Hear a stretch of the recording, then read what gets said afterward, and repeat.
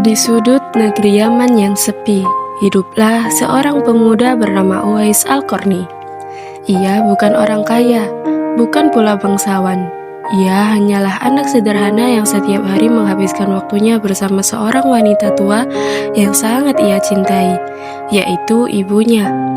Ibunya lumpuh, tak bisa berjalan, bahkan untuk berdiri pun sulit. Tapi di mata Uwais, wanita tua itu bukan beban, melainkan pintu surga yang Allah titipkan di bumi. Setiap pagi, Uwais menyiapkan air untuk wudhu ibunya. Ia bantu ibunya makan, menyisir rambut, bahkan menuntunnya melihat matahari pagi. Karena katanya, ibu harus tetap tahu betapa indahnya dunia yang Allah ciptakan untukmu. Namun suatu hari, ibunya berkata dengan suara bergetar, "Nak, andai saja ibu bisa menunaikan haji ke Baitullah, ibu akan merasa tenang sebelum ajal tiba." Ucapan itu menusuk hati Uwais. Ia tahu jarak dari Yaman ke Mekah sangat jauh. Ia tak punya kendaraan, tak punya harta. Tapi satu hal yang ia punya, tekad dan cinta yang tak pernah pudar. Malam itu, Uwais termenung lama di depan ibunya yang tertidur. Ia menatap wajah tua yang penuh keriput itu, tangan yang dulu menimang dan menggendongnya. Dan ia berbisik lirih, "Ibu, kalau dunia ini terlalu jauh untuk kau jelajahi, biarlah aku yang memanggulmu menuju rumah Allah." Keesokan harinya, ia memberi seekor anak lembu kecil. Setiap hari, ia menggendong lembu itu naik turun bukit loh, melatih dirinya agar kuat. Orang-orang mengira ia gila, tapi hanya Allah dan ibunya yang tahu. Latihan itu bukan untuk kekuatan dunia, melainkan untuk menyiapkan pundaknya menggendong cinta paling suci di dunia. Bulan berganti tahun, lembu kecil itu tumbuh besar. Begitu juga dengan kekuatan Uwais. Dan ketika musim haji tiba, ia menunaikan janjinya. Ia menggendong ibunya di punggung, menempuh perjalanan ribuan kilometer di bawah panas terik pada pasir. Setiap langkahnya terasa berat. Pasir panas membakar telapak kaki, angin kering menusuk wajahnya. Tapi ia terus berjalan sambil berbisik, "Ya Allah, selama pundak ini masih kuat, jangan biarkan aku berhenti membawa ibuku menuju rumahmu."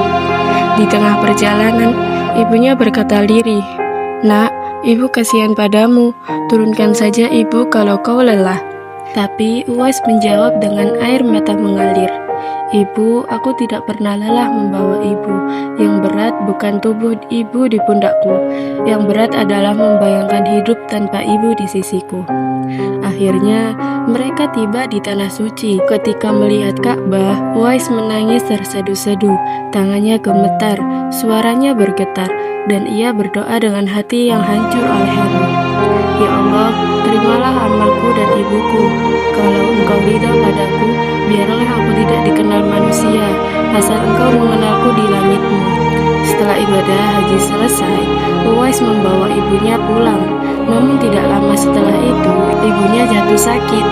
Uwais menjaganya siang malam, tanpa tidur, tanpa mengeluh. Sampai akhirnya di suatu malam yang sunyi, ibunya menggenggam tangan Uwais dan berbisik dengan suara terakhirnya, "Nak, ibu ridho padamu, semoga Allah juga meridaimu." Uwais menjerit dalam diam. Dunia terasa berhenti. Ia menatap wajah ibunya yang kini tenang, tanpa nyawa, dan ia menangis sejadi-jadinya. "Ibu, jangan tinggalkan aku belum sempat membalas kasihmu." Tapi langit tetap diam, dan hanya angin yang menjawab tangisnya. Sejak hari itu, Uwais tak pernah sama lagi. Ia hidup sendirian, namun hatinya selalu bersama ibunya. Ia beribadah dengan air mata, bekerja dengan keikhlasan, dan setiap kali mendengar nama Allah disebut, ia teringat wajah ibunya yang tersenyum di akhir hayat. Sampai suatu hari, kabar tentang dirinya sampai ke Madinah. Rasulullah SAW pun bersabda kepada para sahabat, "Di Yaman ada seorang lelaki bernama Uwais Al-Qarni. Ia tak pernah bertemu denganku, tapi Allah mendengar setiap doanya. Jika kalian bertemu dengannya, mintalah ia berdoa untuk kalian." Tahun-tahun berlalu. Tahun-tahun berlalu. Setelah Rasulullah wafat, Umar bin Khattab dan Ali bin Abi Thalib mencari Uwais. Mereka menemukannya menggembala unta di pasir pasir. Mereka menemukannya menggembala unta di padang pasir. Pakaian Uwais sederhana, wajahnya teduh, matanya redup oleh banyak tangis. Umar mendekat dan berkata, "Apakah engkau Uwais Al-Qarni?" Ia menjawab pelan, "Ya, aku hanya hamba biasa, tidak pantas disebut apa-apa." Lalu Umar berkata, "Rasulullah SAW menyebut namamu, wahai Uwais. Mintalah ampunan kepada Allah untuk kami." Mendengar itu, Uwais menangis. Ia menengadah tangan ke langit dan berdoa dengan suara bergetar, "Ya Allah, ampunilah mereka sebagaimana Engkau telah mengasihi ibuku, dan jangan biarkan aku berhenti mencintai ibu, walau hanya dalam doa." Langit terasa tenang malam itu. Para sahabat melihat cahaya lembut di wajah Uwais, cahaya dari hati yang pernah menangis untuk ibunya.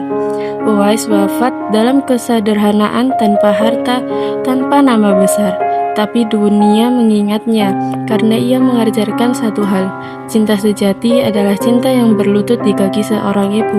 Cinta yang tak butuh balasan, tak perlu disaksikan manusia. Karena di mata Allah, air mata seorang anak yang tulus lebih mulia dari 1000 sujud tanpa hati.